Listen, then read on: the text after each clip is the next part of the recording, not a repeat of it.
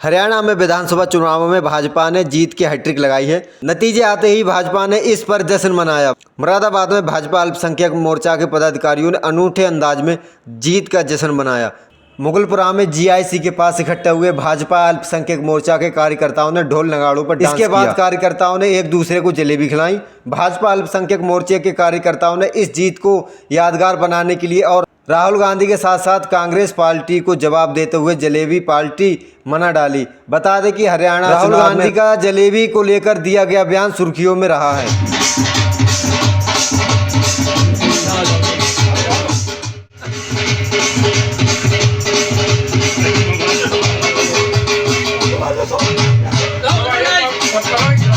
कांग्रेस का पिछले 75 साल में हमेशा एक ही रवैया रहा है और वो है भ्रम को फैलाना, छल को फैलाना, भ्रम को फैलाना। महाभारत में जो इंद्रप्रस्थ में पांडवों का महल बना था, उस महल की खासियत थी कि वो महल छलावा महल था। तब तक आपको दीवार दिखती रहती थी जब तक कोई आके बगल में कान में कह नहीं देता था कि ये दरवाजा है, और फिर छल मिट जाता था, दरवाजा दिख जाता था। वही हाल कांग्रेस का है। पिछले 75 सालों से कांग्रेस ने छल के अलावा कुछ नहीं करा है। छल फैलाया है। कभी कहते हैं मुसलमान असुरक्षित है, कभी कहते हैं कि India is not a country, India is a union of states. कभी कहते हैं कि बाहर जाके विदेश में उनके अध्यक्ष कहते हैं, राहुल गांधी जी कहते हैं कि इंडिया में व्यापारी के साथ में अंकुश हो रहा है, व्यापारी पे अत्याचार हो रहा है, माइनॉरिटीज पे अत्याचार हो रहा है। ये सब छल है। यही रुझान जो आप बता रहे हैं, ये रुझान भी एक छल था। दरवाजा दिखा दिया गया, दरवाजा दिख गया, जो सच्चाई है वो सामने आ गई। जलेबी और बाटी करती है। कोई बात नहीं, हम भी खा लेते हैं अगर हमारा व्रत नहीं होता। जलेबी तो अच्छी चीज होती है खाने में, और हम यूपी वालों को तो दही जलेबी बहुत अच्छी लगती है। हमें जलेबी खाने से परहेज नहीं था, लेकिन जो वो छल फैला रहे थे वो हमें अच्छा नहीं लगा। मैडम, उत्तर प्रदेश की 10 सीटों पर उपचुनाव हो रहे हैं और समाजवादी पार्टी लगातार दावा कर रही है कि वो सारी सीट जीतेगी। क्या लगता है, वो क्या होगा? क्या वही होगा जो मंजूर खुदा होगा। पार्टी, कोई सी भी पार्टी, आप किसी भी पार्टी के पास जाओगे, आप समाजवादी पार्टी कह रहे हो, मैं तो आपसे ये कह रही हूँ, आप अभी रावण की पार्टी पे भी जाओगे, चंद्रशेखर की पार्टी पे, तो वो भी 10 की 10 सीटें जीतेगा। आप जिस पार्टी से पूछोगे वो जीतेगी। लेकिन जो हकीकत है वो आप भी जानते हैं, हम भी जानते हैं। जो स्थिति और हरियाणा चुनाव ने और स्पष्ट कर दिया है, जो विश्वास जनता का, जो समर्थन जनता का भारतीय जनता पार्टी के पास है, वो किसी पार्टी के पास नहीं है।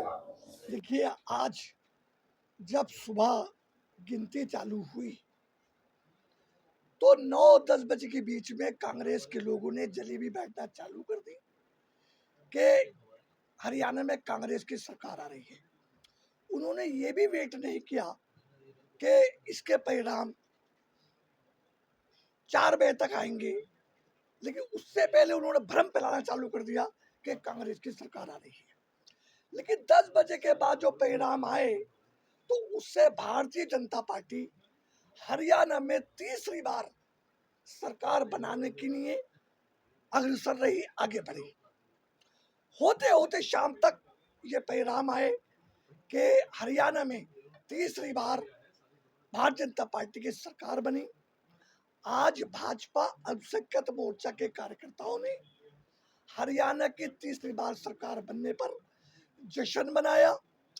ये लोग अगर कांग्रेस की सरकार बनती है तो ये कहते हैं कि हम लोग राहुल गांधी और कांग्रेस की विचारधारा से जीते हैं, लेकिन जब भारतीय जनता पार्टी की सरकार बनती है तो ये ढींगरा ईवीएम और चुनाव आयोग पे रख देते हैं। लेकिन आज हरियाणा की जनता ने इनको ये सबक सिखा दिया कि किसान, पहलवान और नौजवान ये सब मोदी जी के साथ हैं, मोदी जी की लोकप्रियता के साथ है, मोदी जी के काम के साथ है। और जो मोदी जी ने देश में काम किया है, विकास किया है, हरियाणा की जनता में विकास किया है, हरियाणा में काम किया है, आज हरियाणा की जनता ने कांग्रेस को नकार के मुंहतोड़ जवाब देके भारतीय जनता पार्टी के हरियाणा में तिवारा सरकार बनाई है। हम सब लोग एक जश्न मना रहे हैं और हमें बहुत अच्छा लगा कि हरियाणा में तीसरी बार भारतीय जनता पार्टी की सरकार बनी। आज जो हरियाणा में सरकार बनी है वो सरकार 140 करोड़ जनता की जीत है। जो राहुल बाबा ने एक अली माहौल ख़राब करने की कोशिश की थी, माहौल बनाने की कोशिश की थी कि जवान, किसान, पहलवान वो सब नकार दिया गया है। और जो भारतीय जनता पार्टी की फुल बहुमत से सरकार बनी है, ये राहुल जी को समझना चाहिए कि बातों से कुछ नहीं होता है, रैलियों से कुछ नहीं होता है। जनता आज काम देख रही है। मोदी जी के कार्यकाल में जो काम हो रहा है वो काम जनता देख रही है। 140 करोड़ भारतवासी देख रहे हैं। उसी के आधार पे ये जीत हुई है। राहुल बाबा ने तो एजेंडा बना लिया है। जब यूपी में उनकी सीटें अच्छी आई थी तो कि साहब जनता नाराज़ है मोदी जी से। आज अगर हरियाणा में मोदी जी की सरकार बनी है तो ईवीएम पे ठीकरा बोलना, चुनाव आयोग पे उंगली उठाने का हक किसी को नहीं है।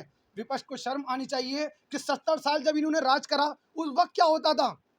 उस वक्त तो ये शायद भूल गए। उस वक्त चुनाव आयोग पे कभी उंगली नहीं उठाई उन्होंने। 70 साल राज करा है राहुल बाबा, समझ लिए आप। अब ये वो राजनीति नहीं है कि दादा पोते ये राजतंत्र खत्म हो चुका है। अब 140 करोड़ जनता चुनती है किसको प्रधानमंत्री बनाना है, ना के परिवार के लोग चुनते हैं। 140 करोड़ की जनता किसी को भी अर्श पे ला सकती है, किसी को भी फर्श पे बिठा सकती है। मोदी जी का काम एक आम व्यक्ति को उठाकर जनता ने प्रधानमंत्री बनाया है। उसकी कार्यकाल योजनाएं, उसकी हिम्मत और उसके देश के लिए प्रेम और भारतवासियों के लिए जो दिल में जज्बात हैं, मैं मानता हूं जिसके दिल में जज्बात होते हैं वही देश का विकास करता है, जो असली भारतवासी कहलाता है। ये नहीं है कि साहब आप किसी पे उंगली उठाइए, कभी किसी पे उंगली उठाइए, कभी चुनाव आयोग पे उठाइए। अब बताइए कश्मीर में अगर इनकी सीटें अच्छी आ गई तो वहाँ पे चुनाव आयोग ने इलेक्शन नहीं कराए हैं क्या?